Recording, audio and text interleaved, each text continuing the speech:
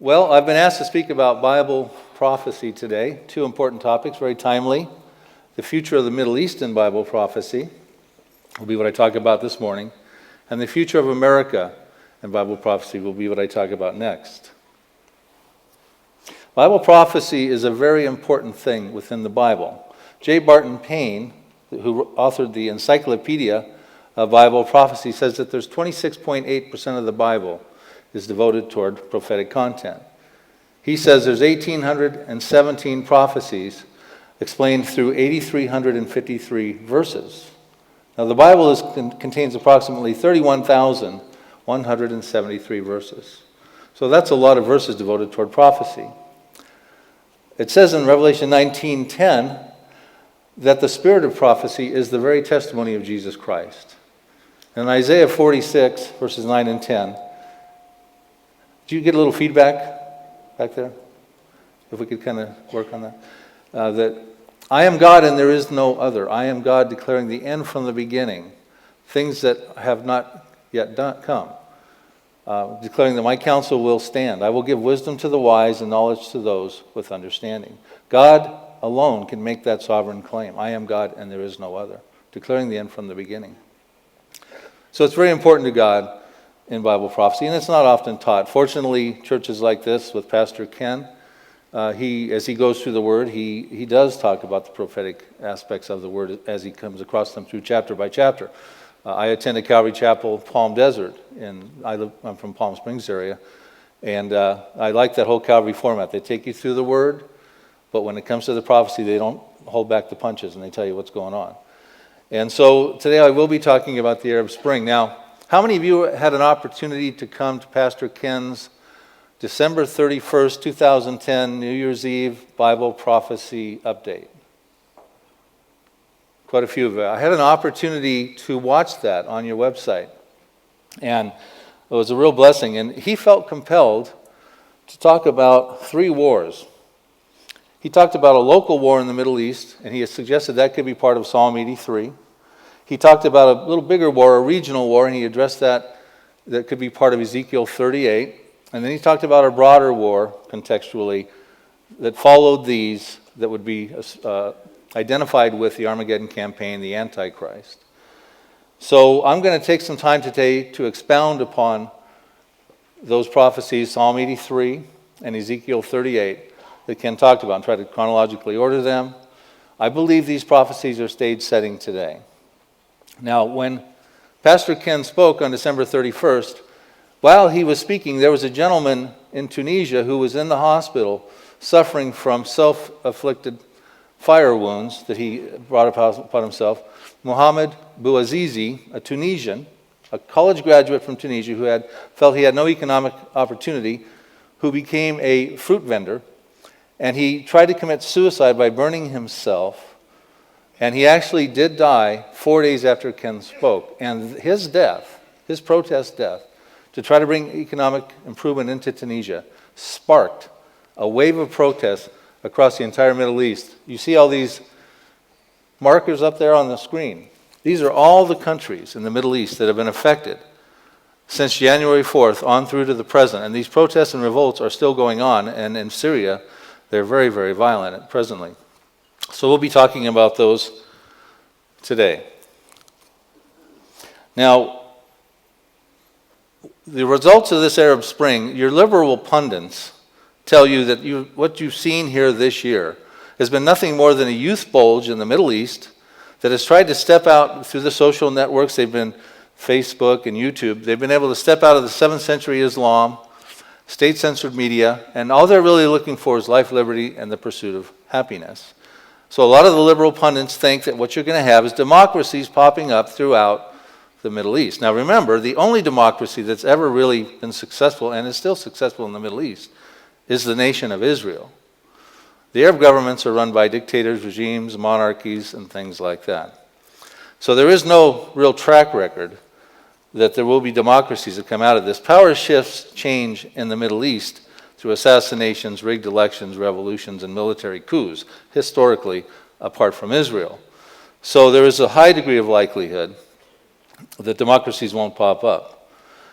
Will land for peace deals work?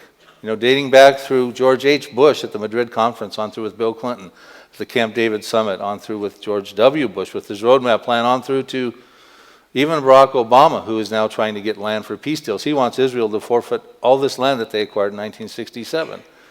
Land for peace deals are not working. And they have been trying this for over 20 years now. And when diplomacy fails, wars begin. Did Pastor Ken predict something that is about to happen in the very near future? I think he did. And I'll be giving you the reasons that I feel that. Now, when Muammar Gaddafi, the president of Libya, took a bullet to the head recently, Piers Morgan of CNN interviewed the commentator, the newscaster Dan Rather, who's now retired. You're probably familiar with him from CBS News through all the years. Well-respected newscaster. And he asked him, so now that the regime is changing in Libya, what does the future hold for Libya? And Dan Rather's comment was, he who lives by the crystal ball walks on a lot of broken glass. Okay? Well, that was his way of not having to answer that question because he doesn't know. But we can know because God has written about every one of those populations on that screen, for the most part, in end times Bible prophecy. And we'll be identifying them in these prophecies of Psalm 83 and Ezekiel 38. So let's take Libya for example. Libya is represented as Put, the son of Ham, the grandson of Noah, in the prophecy of Ezekiel 38 that Ken mentioned on December 31st. I'll be explaining more about Ezekiel 38. But Libya ends up with Russia in this Magog invasion of Ezekiel 38, includes Iran and Turkey and a bunch of other populations, invading Israel. So what does that suggest? Because there's many people like Pastor Chuck Smith and Joel Rosenberg, a famous author, who believe that Ezekiel 38 and 39 could happen very, very soon. So what does that say for this regime change if Ezekiel 38 and 39 is about to happen?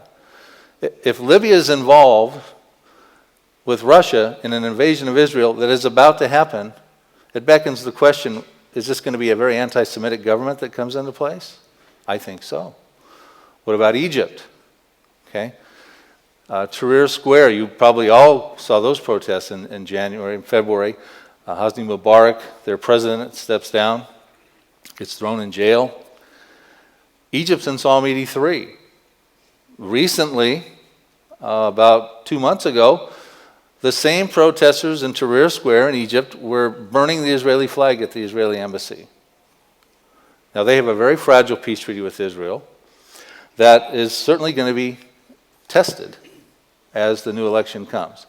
And there's still a lot of violence and protest in Egypt because their elections have been postponed. They're supposed to happen probably next month, and the military leadership is trying to pretty much maintain the upper hand on everything, and that's creating a problem with these protesters again. So what do we got going here? Let's start by talking about Psalm 83.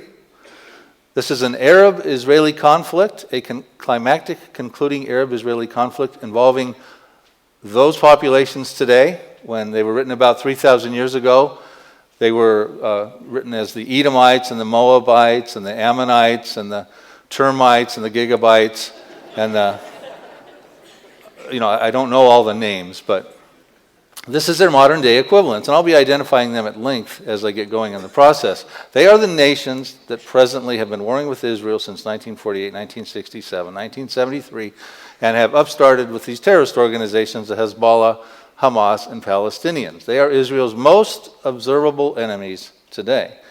10 populations at the time they were listed. Their goal is to invade Israel. And it says they want to wipe the nation of Israel, destroy the nation of Israel, that the name of Israel will be remembered no more.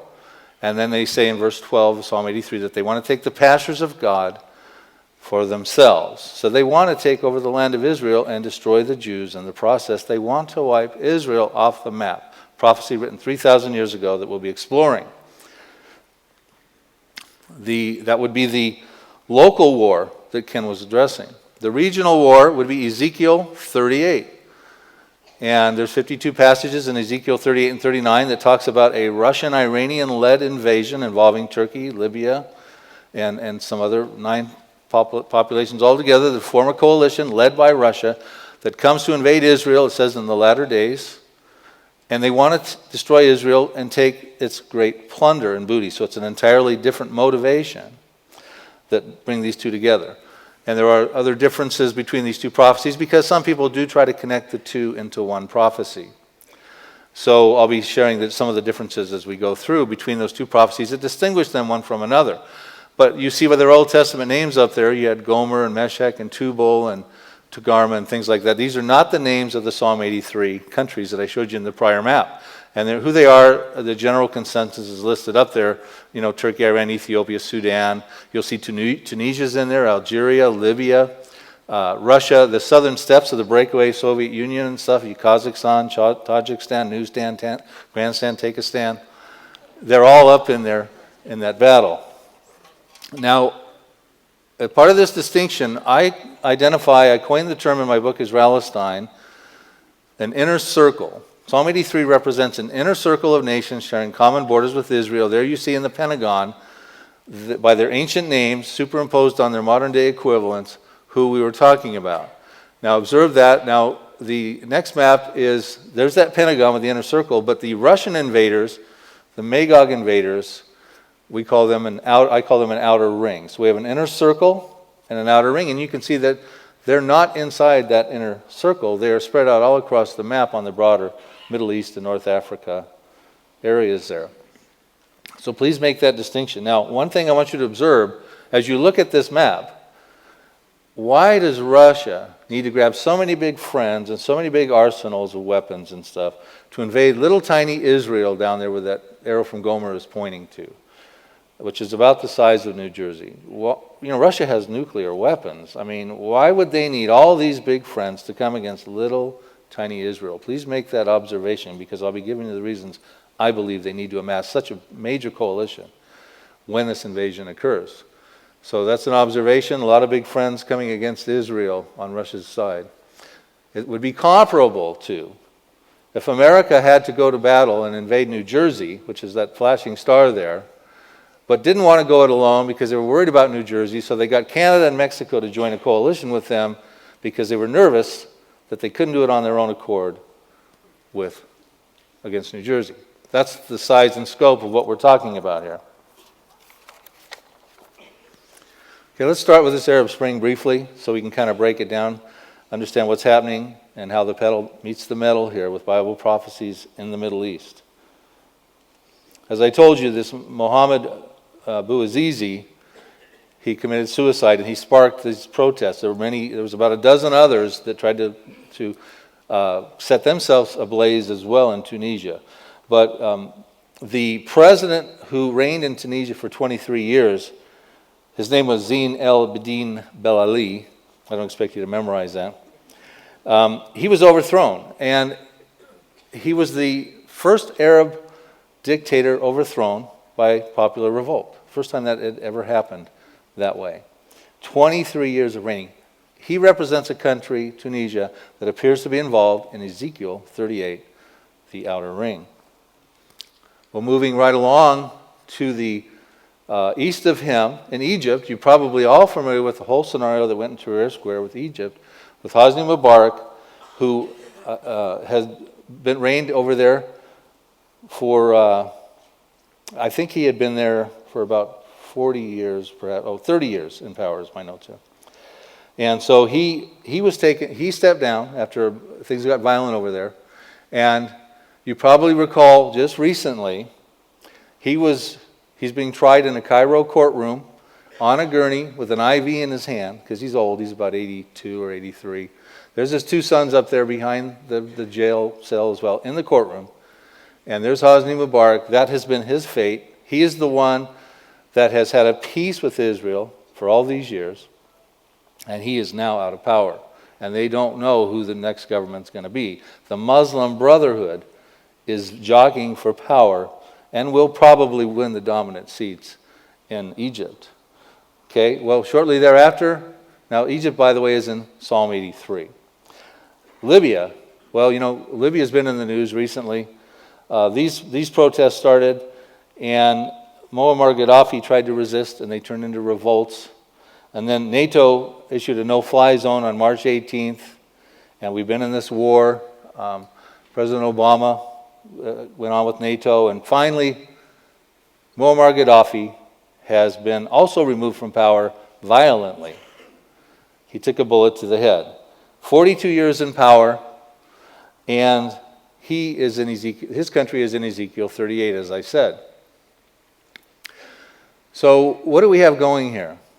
We have kings being removed, and we have other regimes and kings that are going to be raised up. We have also had bin Laden. He was assassinated in May, and Anwar al-Awlaki on October 15th, another high up in Al-Qaeda, assassinated. So we have had a lot of things going on, a very significant proportion, in the Middle East. And it's sending a strong signal to Syria, who I'm going to talk about next. But I want to think about this for a minute. It says in Daniel 2:21 that the Lord changes times and seasons. He removes kings and he raises kings. He gives wisdom to the wise and knowledge to those with understanding. That's actually where that passage fits. I think I quoted that with Isaiah 49 earlier. But this is where that fits. But he's the one that removes kings and raises kings. Now, the liberal pundits say democracies are going to come up. This is all about a youth bulge and the social networks that are driving them. There are people out there that think it's a conspiracy of the one world order. They're trying to create havoc in the Middle East. But one thing we do know is that this passage says that the Lord is the one who removes kings and raises up kings. So the Lord may very well have his hand in all that's going on over there. Okay, it's sending a strong signal to Syrian's President Assad, who has been involved in protests that started in February, that turned violent into revolts in March, and approximately 3,000 people have been killed by his regime. Now, Syria is in Psalm 83. Now, Assad has seen Mubarak in the Cairo courtroom with an IV on a gurney. He has seen Muammar Gaddafi with a bullet in the head. And he recognizes at this point he has no hope except to win his battle over there, because he has gone too far. He has killed too many people. At the very least, he'll be tried in an international court. And more than likely, he'll be taken out in the street and shot in the head like Muammar Gaddafi. Now, one of the things that Syria is going to rely upon is that they have a very strong relationship with Iran, much stronger than Libya had. They have a very strong relationship with Hezbollah, much stronger than Libya had. And so what Syria's president said, Assad, not too long ago, sensing that NATO might get involved because Turkey is a member of NATO and they're trying to get NATO involved to come and stop the Syrian protests, because what's happening in Syria is a flood of refugees from Syria are trying to get out into safety, and they're flooding into Turkey, and it's beginning to create a refugee crisis on the borders of Turkey and Syria.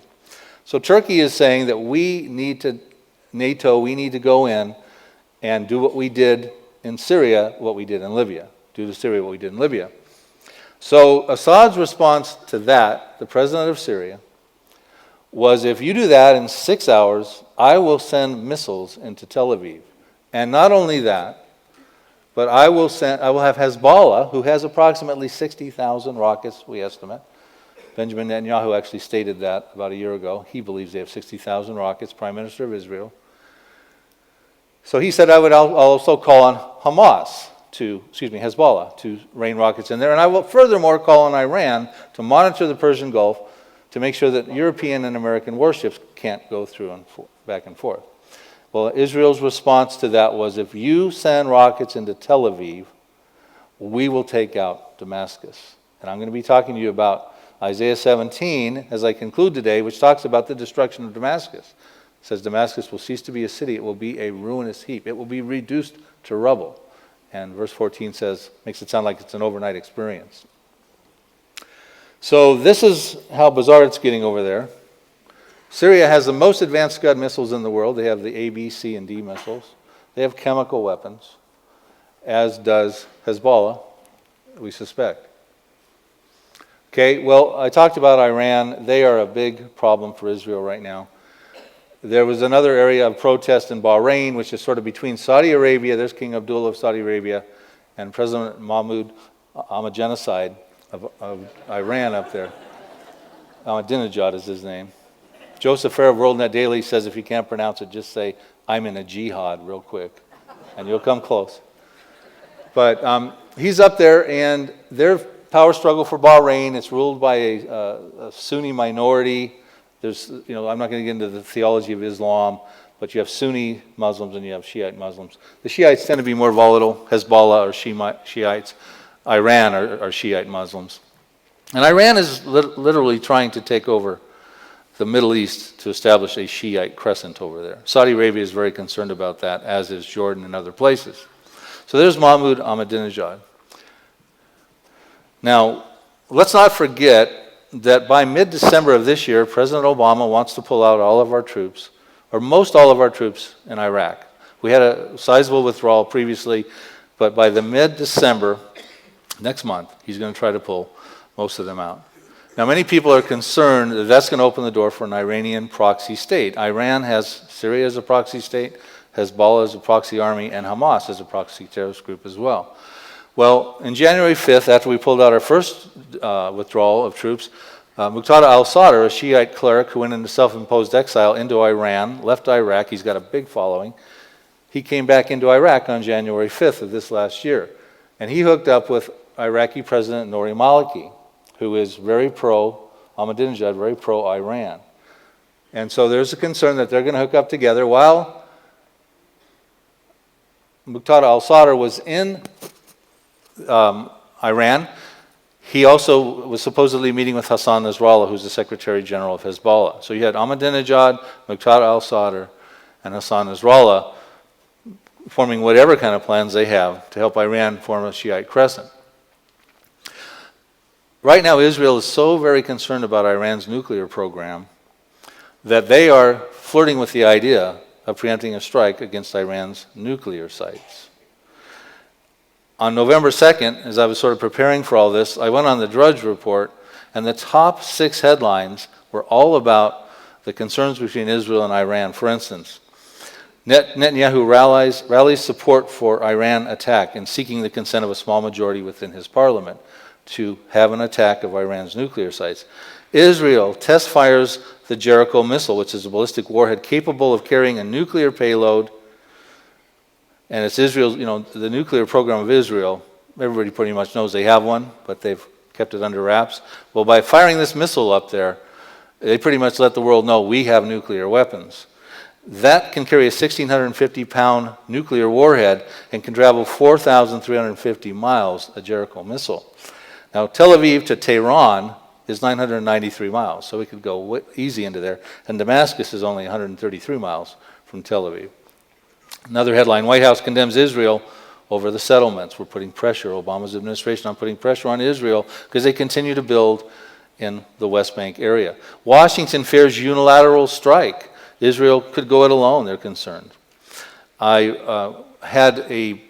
spoke at a platform on September 11th with former UN Ambassador John Bolton in Century City this past September, put together by the American Freedom Alliance, and we had a dinner together the night before.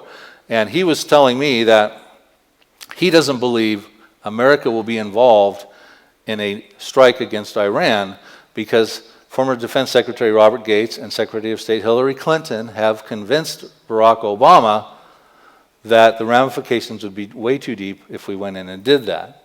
So I said to John, well, then we pretty much have to count on Israel if anything's going to be done to prevent Iran from going nuclear. So he said, well, that would be the only option, and he thought we would have to get used to accepting a nuclear Iran, which would shift the entire balance of the Middle East, cause Egypt and Saudi Arabia to get nuclear weapons. Many of us believe Saudi Arabia already has two nuclear weapons in hiding in Pakistan. But you could have a nuclear struggle over there, much like you have between Pakistan and India. Very volatile situation. Iran made threats as well, and other weapon threats came up. So there's just a lot of headlines that came up. Now, it's very interesting that when this news was going out, the UK and Italy started gearing up for perhaps such an attack like this. Because what's happening is next Tuesday, the International Atomic Energy Agency is going to come out with a damaging report on Iran. It's being called a game changer. That's going to show that Iran's nuclear program is trying to accomplish nuclear weapons. It's more than the civil program for its people and energy that it's been advocating, but indeed they're going to get nuclear weapons, and they're very close to having them. So that report's going to come out, and all of this stuff is coming together real quickly. And ultimately, I think what's going to happen when this report comes out, it's going to be damaging, and America's going to push for the strictest of sanctions. People will support that except Russia and China, because China buys oil from Iran. China just sent Iran missiles. Russia provides fuel rods, nuclear fuel rods to Iran. Russia's selling the S-300 missile defense system to Syria, a proxy of Iran. Russia just can't go with this sort of thing. So you have a real cataclysmic scenario. Remember what I said earlier, when diplomacy fails, wars always break out. So it's a great concern that that could be the case. Now, Debka, a newspaper, came out just recently, after all this other stuff was going on, just like 2 days ago, and said that Obama is set to attack Iran's nuclear facilities by the fall of 2012. So a lot of rumors of war, but the bottom line at this point is that this saber rattling could manifest itself into a real war. So we have to be on the lookout for those things. So here's the Arab Spring again. And why is this problematic? Because of those red circles up there. 44% of the world's oil comes through those waterways. If war breaks out in the Middle East, and Mahmoud Ahmadinejad has already said if his nuclear sites are attacked, he will shut down the Strait of Hormuz, which is right there. Its narrowest point is 21 miles, and he would choke off the oil to the world.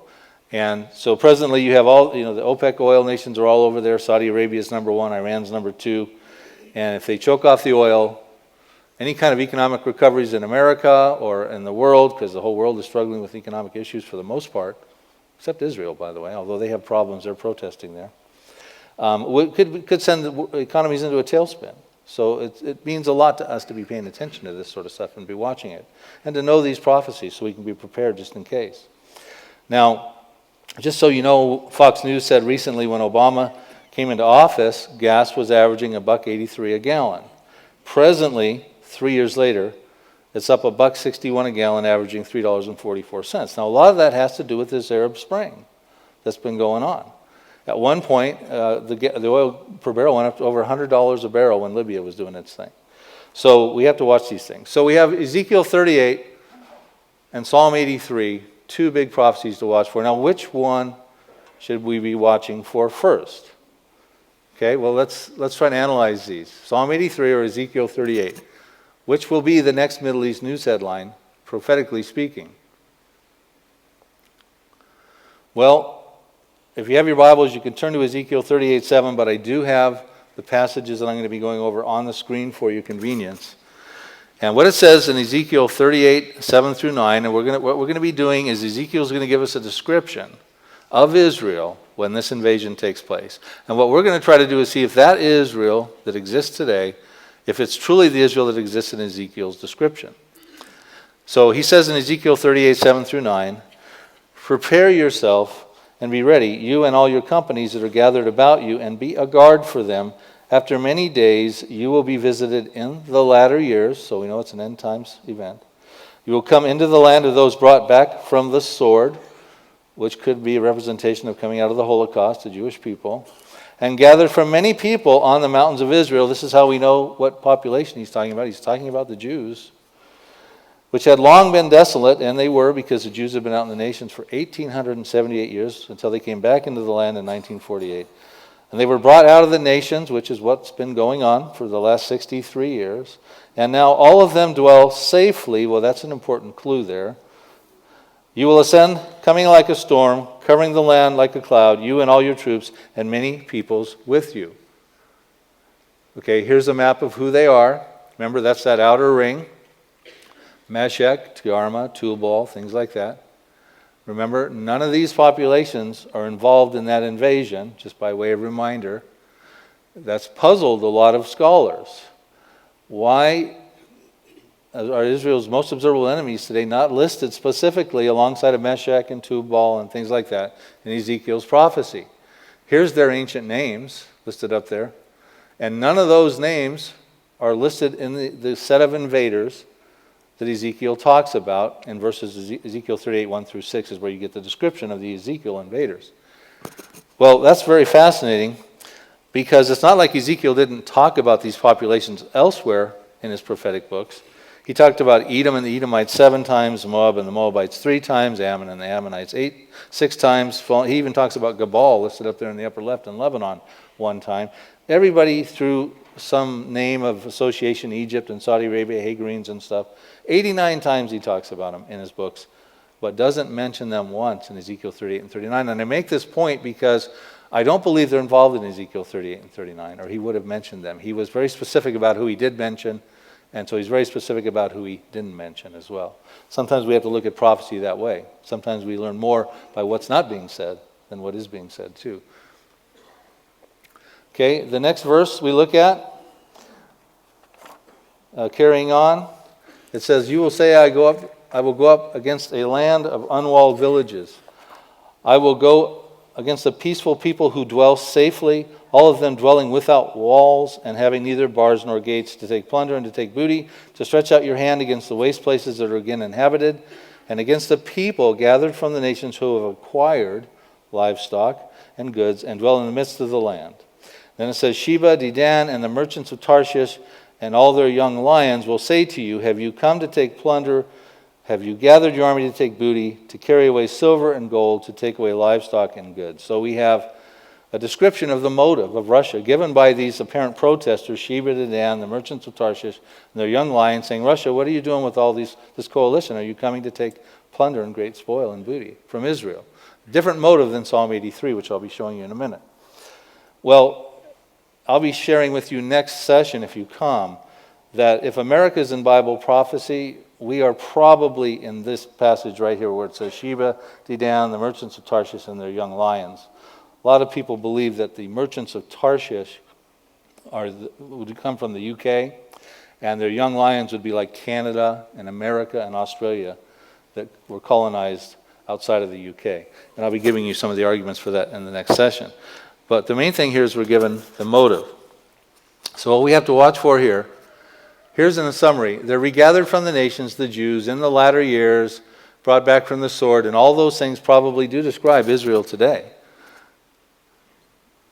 But do they dwell in the midst of the center of the land, which according to Ezekiel back in his time would have encompassed from the river of Euphrates to the river Euphrates in Iraq and Syria to the river of Egypt, according to Genesis 15:19. The middle of that land would be Jordan, probably not just the Israel of today. Do the peaceful people dwelling securely? Is Israel dwelling securely? I just read all these headlines to you. They're worried about, they passed out gas masks to most all their people in 2010. They do turning point drills annually, preparing their civilian populations for chemical and electronic attacks. They can't dwell securely because of the threats that they're under. Dwelling without walls, bars, nor gates, having gold and silver and acquired livestock and goods, a very wealthy nation possessing great plunder. These are the descriptions we're giving in these passages. Israel is doing very well. They've discovered a lot of natural gas deposits and things like that. But do they meet all these descriptions? Are they dwelling without walls, living in unwalled villages, dwelling safely?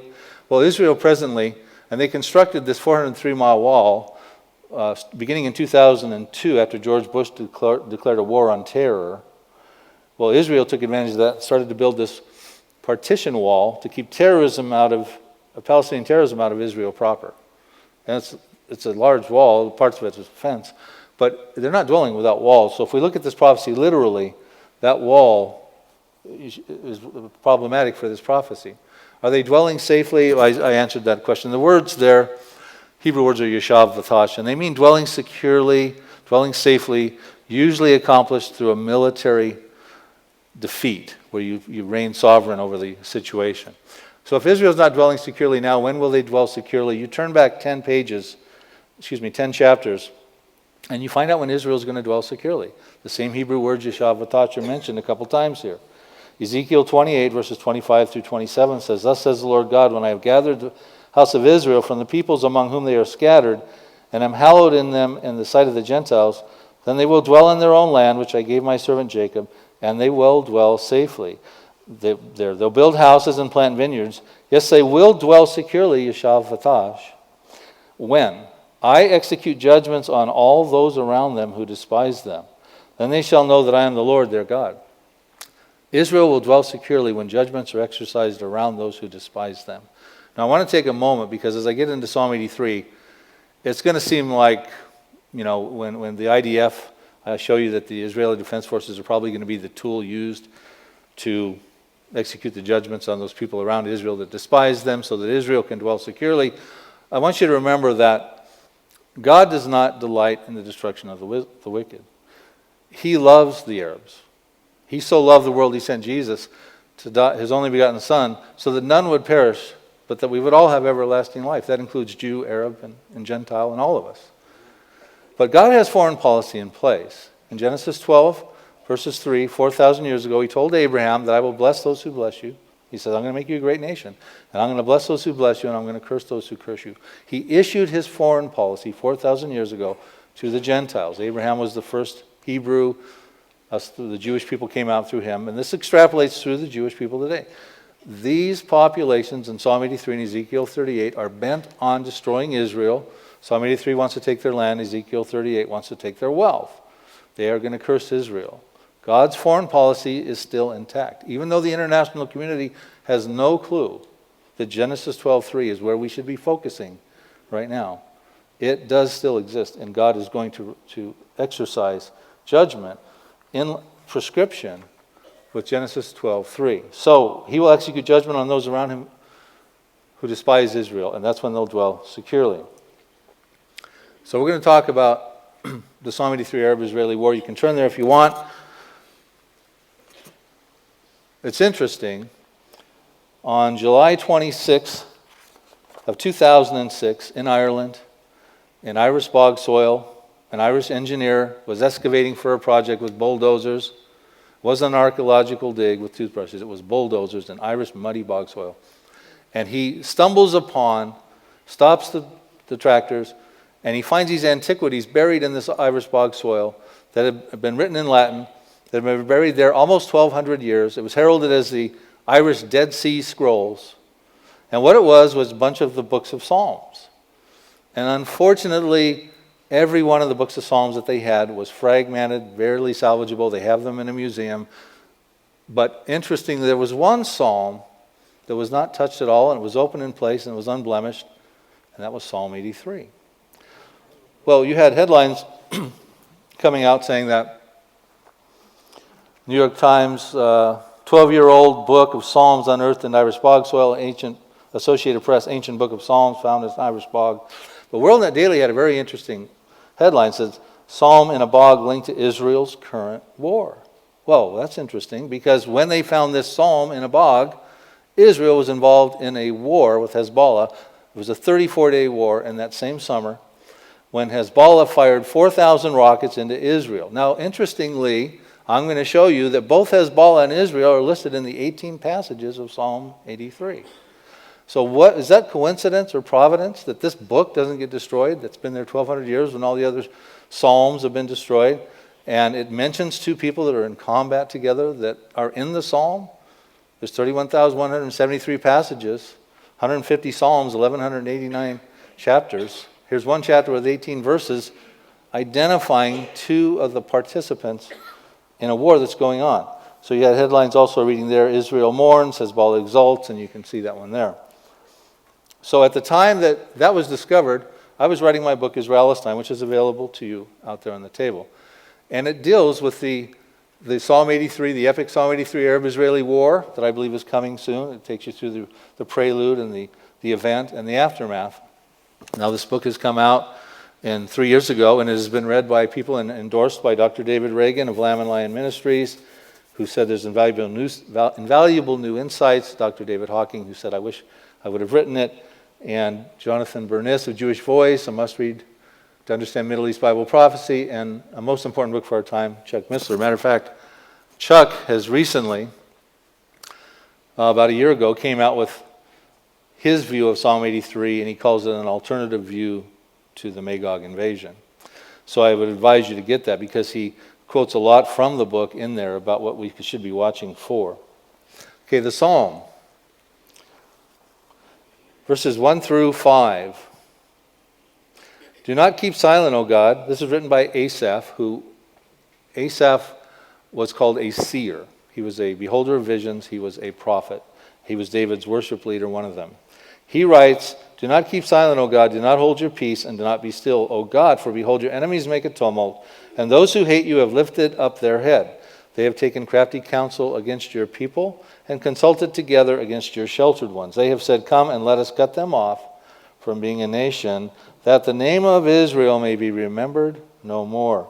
For they have consulted together with one consent. They form a confederacy against you.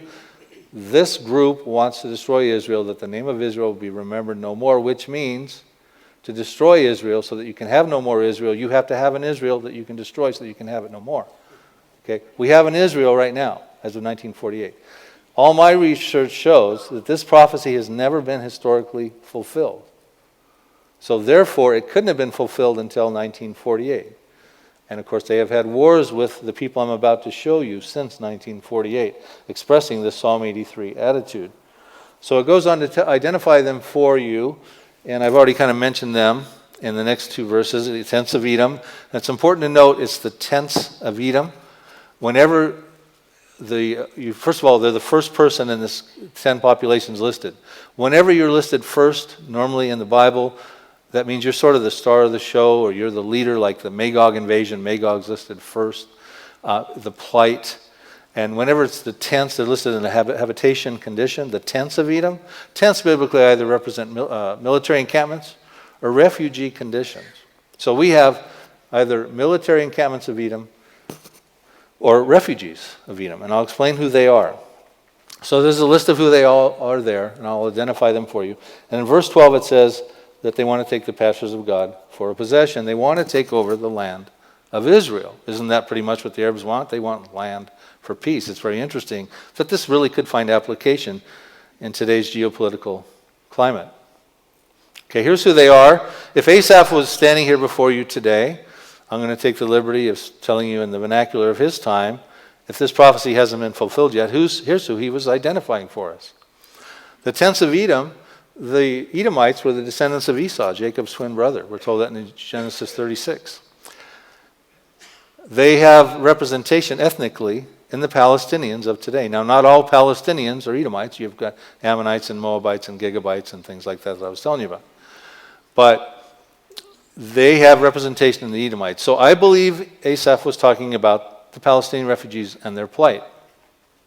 Ishmaelites. Ishmael was the father of the Arabs, Saudi Arabia, Moab, Palestinians and central Jordanians, Hagarenes. Hagar was the Egyptian matriarch, mother of Ishmael. That would be the Egyptians. Gebal, Hezbollah, and northern Lebanese. Ammon, Palestinians and northern Jordanians. Amalek, the Arabs of the Sinai area.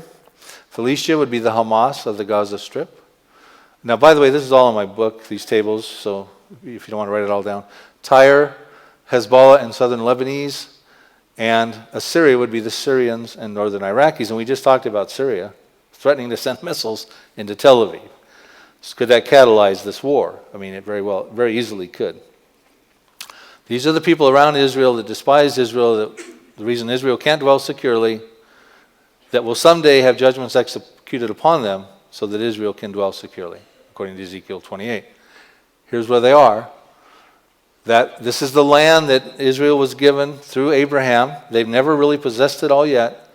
In Genesis 15:18, when the Lord said, on that same day I made a covenant with Abraham, saying, to your descendants I have given this land from the river of Egypt to the river Euphrates. You can see the arrow between there. There's a lot of land that Israel presently doesn't occupy, but all of Israel's enemies are on this land. So very interesting. They are the ones that will have judgments executed upon them, it appears, so that Israel can someday dwell securely and annex probably some more territory. Someday Israel will possess all this land. And many end times experts believe that will happen when Jesus returns and sets up his messianic kingdom, according to Revelation 20, 1,000-year kingdom. But I suspect Israel's going to get some of this land even in advance of that. Maybe not all of it, but they're going to get some of this land in advance. And I explain my reasons in the book out there, and the new book that will be released on December 1st called Revelation Road. Okay, so how does this work out? Israel comes out of the diaspora after the Holocaust, and they become a nation in 1948, and immediately they have an Arab-Israeli war. And the Arabs told, all the Arab states told the Arabs of Palestine who were living, it was called Palestine at the time when Israel became a nation, they said, you need to get out because we're not going to allow Israel to have its own nation. We're going to fight it. We need 5 days, and we're going to destroy Israel, and you can go back and take over all the cities and communities, and you can have a Palestine, an Arab state called Palestine. Give us 5 days. Well, that was a terrible miscalculation. I spoke with retired General Shimon Peres about 2 years ago. He has been in the 1948 war, the 1967 war. He's an Israeli general of the IDF, retired now, and 1973 war. And he told me in this war, he said, we were refugees with shovels and stuff. And we came against these well-trained, organized armies on the very next day of us becoming a state. And they had fighter jets, and we had a couple private planes with some hand grenades and some glass milk containers. And we would drop over and try to drop them on the Arab enemies and stuff like that. And they won. So what you had was a problem with all these Arabs that vacated out of Palestine, which is now called Israel, and now you have an Arab refugee crisis. Okay, you have the Palestinian refugees, i.e., the tents of Edom. This was what was created in the aftermath of that miscalculation. So I believe Asaph was telling us that you would have Edomite refugees amalgamated, in this case, in the Palestinians, which is their modern-day name. And there they are. There's a picture of them after that war in refugee camps. That's who they were then. This is who they are today. They're not, they're very serious fighters at this point. There's a picture of the Hamas that come out of the Fallujah, but they are Palestinian refugees. They come out of the Gaza area. So what is Psalm 83 basically saying? They have said, come and let us cut them off from being a nation, that the name of Israel may be remembered no more. There's the list of who the participants are on the right. There's those refugees. And what do they want? They want to take the land of Palestine for a possession. They want one more Arab state, according to Asaph in his prophecy, and they want to call it Palestine. They want to destroy Israel, the name be remembered no more, and have one more Arab state called Palestine. Now, I just ask you, if you're paying attention to Middle East events, doesn't that seem like that's kind of what they want? They don't want land for peace. They keep turning it down, and so they're really leaving Israel no choice but to have to execute judgments around them so they can have peace and stability and so on and so forth. So that's what we've got. Now, I'm going to share with you, and I have this out on my table, there's an audio drama just been released called The Coming Global Transformation. It's on an MP3 format, so you probably can't listen to it in your car. You listen to it on your computer. I was able to consult with Jim Tetlow and Brad Meyer. They hired professional actors, and they talk about the end times, the rapture of the church, the harlot world religion, maybe fueled by Mary apparitions, but they also get into the Middle East. And folks, you could wake up one morning in light of what you're learning on Psalm 83, and you could hear this. Good evening, ladies and gentlemen. This is Peter Grant. We're breaking into your regularly scheduled programming to bring you this important news alert. War has broken out in the Middle East between Israel and its neighbors. I repeat, Israel is at war with several of the nations that surround it, including Syria, Lebanon, and Jordan. We have a correspondent, Olivia Markell, who is standing by live in Tel Aviv. Olivia, what can you tell us about the situation at this hour? Peter, we have reports that the Israelis are fighting on several war fronts, even as we speak. The Israeli news reports that the initial conflict began early this morning when missiles were launched from Syria and southern Lebanon into Israel. Hezbollah, the terrorist organization, is being blamed. However, Al Jazeera TV is stating that the Israelis were first to strike inside Syria, instigating the exchange. In any event, we do have confirmation that at least 2 missiles landing in Israel contain chemical warheads. I repeat, chemical warheads. Sound far-fetched? Don't count on it. You could wake up one morning and find that they're not reporting on the Herman Cain restaurant scandal with the Michael Jackson's doctor, and you might hear some real news. And that could happen at any given morning. So what does Asaph want God to do about this attempt to wipe Israel off the map?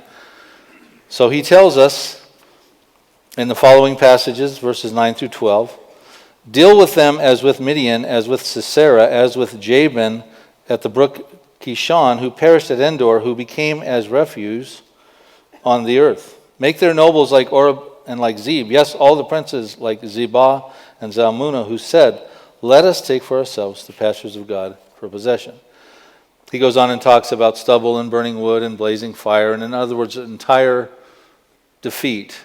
And why? So that men may know you, in verse 18, so that men may know that Jehovah art the most high over all the earth. Show them your God, is basically what he's saying. You know, they want to destroy Israel, they want to take over the land of Palestine, and Asaph is saying, protect us. And so what he's really saying there is that, when he mentions these examples, historical examples, these were examples of the Israeli defense forces of their time who were empowered divinely to defeat those people that had oppressed them. And you got to go back to Judges chapters 4 through 8. And Judges 6 through 8, you had the Midianites who oppressed the Israelis for 7 years. Gideon took 300 warriors and destroyed 105,000 Midianites. Soldiers, his men destroyed the princes of Oreb and Zeb. Gideon personally destroyed the kings of Zebah and Zalmunna. So what you had was soldiers and all leadership, princes and kings destroyed. The other example he uses is found in Judges 4 through 5, when the Canaanites oppressed the Israelis for 20 years during the time of the prophetess Deborah, and the Israeli general was Barak. And so they destroyed the captain of the Canaanites, King Jabin's Canaanites, Sisera, and destroyed that army. And the bottom line is that in both instances, those people that oppressed Israel never oppressed Israel again. And I think that's the lesson here. Asaph is asking God to do like that, so these folks never oppress us again. Are they oppressing Israel presently? Yes, they are. Which is an indication that this psalm has yet to find final fulfillment. So, how will judgments be exercised around those who despise Israel? Okay, it's interesting. We are told in Ezekiel 37:10, so I prophesied as he commanded me, and breath came into them, and they lived and stood upon their feet, an exceedingly great army. Okay, they were refugees in the Holocaust.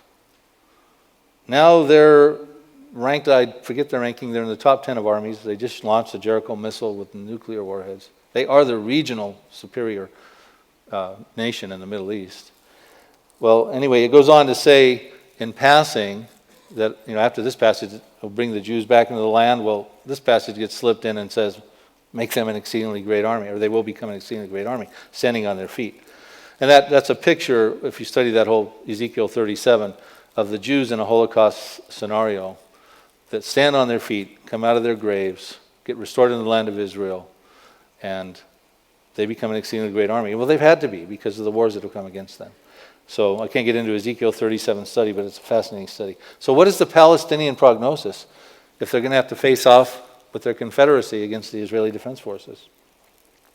Obadiah 1:18. The house of Jacob shall be a fire. Read that as the IDF, Israel's defense forces. And the house of Joseph, also the IDF, a flame. But the house of Esau, read that as the Palestinian refugees, shall be stubble, and no survivor shall remain in the house of Esau, for the Lord has spoken. It doesn't sound very good for the Palestinians. And again, like I said, the Lord does not delight in the destruction of the wicked. He loves the Palestinians. He just doesn't love them blowing up Jews in pizza parlors and all the things they've been doing. So he has to be, as a just God, he's got to exercise his foreign policy.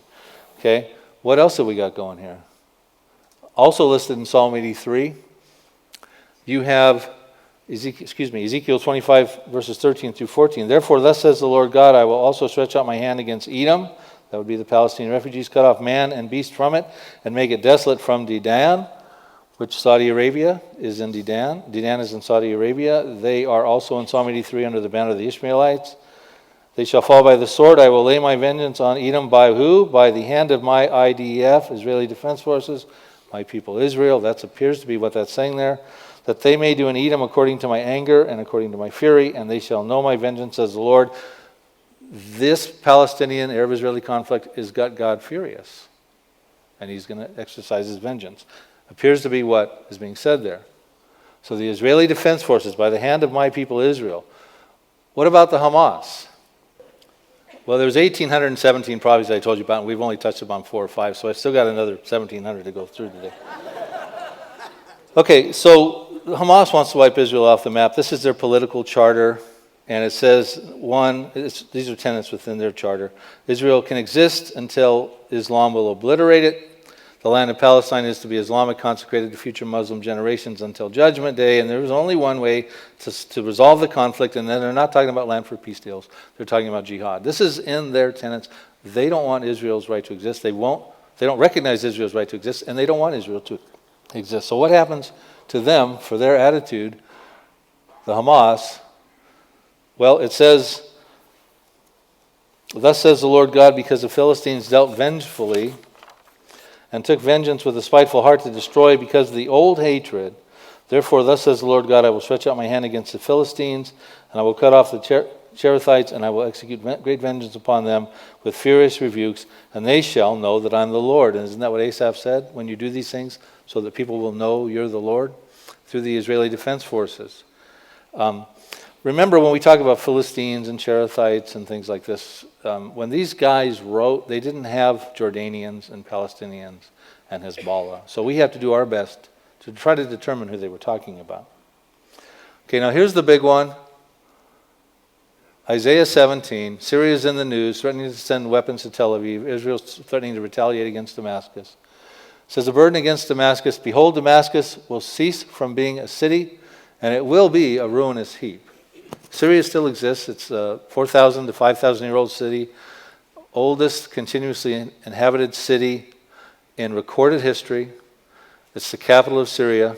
About a quarter to a third of Syria's population of 4 or 5 million Syrians live around the metropolitan areas. It will be a major situation when that city is reduced to rubble, and it still exists today. So I don't believe that prophecy has found fulfillment yet. We're told in verse 9, I don't have it up there, but it looks like it's the Israeli Defense Forces that are responsible for the destruction of Syria.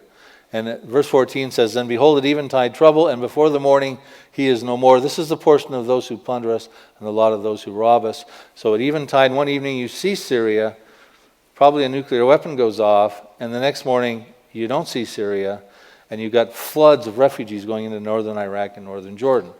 Very possible with the weapons technologies that exist today. You could wake up one morning and that's what Syria could look like. Okay, now I want to talk about Israel.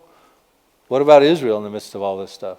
But you, O mountains of Israel, you shall shoot forth your branches and yield your fruit to my people Israel, for they are about to come. For indeed I am for you and will turn to you, and you shall be tilled and sown, and I will multiply men upon you, all the house of Israel, and the city shall be inhabited and the ruins rebuilt.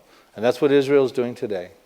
They've turned it into a beautiful place. Mark Twain went back there, visited there in the late 1800s and said, who would ever want to, I'm paraphrasing, who would ever want to move to this desert, arid wasteland? Well, look, Israel today is a very productive country, and they've found natural gas deposits, and they're becoming very wealthy, and they have inhabited the cities and rebuilt the ruins. Now, earlier I said to you, now that we've talked about Psalm 83 and we've talked about Ezekiel 38, you can obviously see that I think Psalm 83 is what we should be watching for. Here's that map of the outer ring I showed you. The Psalm 83 countries are in the Pentagon. The other nations are outside of that in the Ezekiel 38, that outer ring. I said to you, why does Russia need all those big friends to come against little, tiny Israel? I said it would be like this scenario where President Obama would have to say, let's go get Stephen Harper of Canada and let's get Mexico to join us because New Jersey's acting up. They're not complying with my health care program. Whatever reasons, we got to take New Jersey out and we got to do it. But we can't do it alone. We better go enlist some reinforcements. Okay? Well, let's say that the Bible Belt and says, hey, middle of America says, oh, don't worry about Canada and Mexico. We can take out New Jersey. We don't need all these people. It's just a little New Jersey, 9,000 square miles. I mean, it's only the fifth smallest state in our country. So let's say they miscalculate and New Jersey wins. And New Jersey goes over and takes over all the police departments and nuclear assets and weapons and things like that of those people that came against Israel. Now do you think they might need Canada and Mexico to deal with that kind of an enlarged and powerful Israel. Because what the example is here is that if Israel wins and defeats the Arab confederacy of Psalm 83, they will undoubtedly be considered the regional powerhouse of the Middle East. They will be the superpower of the Middle East. And they will become very wealthy, and they will dwell securely, and they'll be able to tear down the walls. All those things that Ezekiel 38 talked about. And Russia they'll feel the need to get help and to come against that Israel, because they come for the plunder. So that's my point on that. So I think at this point that the Middle East is about to go apocalyptic. We should be watching this. And since we are still in an economic problem presently, that this could be very problematic if all of a sudden you have missiles flying off in the Middle East and arteries of oil waterways being choked off, so that all of a sudden now you're paying 11, 12, 13, 14 bucks a gallon, having a hard time making your mortgage payment and things like that. So it's very concerning that these things could be happening. So what about it? Are we nearing midnight on the end times calendar? Jesus said in Luke 21:36, "Watch therefore and pray always, that you may be counted worthy to escape all these things that will come to pass and to stand before the Son of Man." We are watching. That's what we're talking about. We are praying. We're praying for Israel. We're praying for the many things we should be praying for, our loved ones. That we could be counted worthy to escape, not endure all these things, but to escape all these things. And the only way you can escape all these things is really to put your faith in Jesus Christ. Some of these things may happen before the rapture of the church. And I'll be talking about the rapture in the next session. But one way of certain escape, and there's a promise that you can escape them, would be the rapture. Now, you may not escape Psalm 83 and you may not escape Ezekiel 38, but you will escape, if you're a pre-trib believer, you'll escape the tribulation, which I believe will follow after these two events quickly.